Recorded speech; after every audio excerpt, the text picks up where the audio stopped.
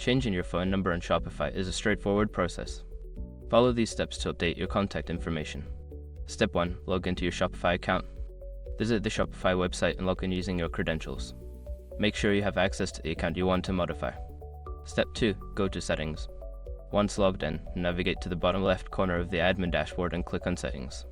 This will take you to the Settings menu where you can manage various aspects of your store. Step 3. Select General. In the Settings menu, find and click on General. This section contains your store's basic information, including contact details. Step 4. Update phone number. Locate the field for your phone number. Delete the old number and enter your new phone number. Ensure that the format is correct and that you have included the country code if necessary. Step 5. Save changes. After updating your phone number, scroll to the bottom of the page and click the Save button. This will ensure that your new contact information is saved and updated in your Shopify account. Now you have successfully changed your phone number on Shopify.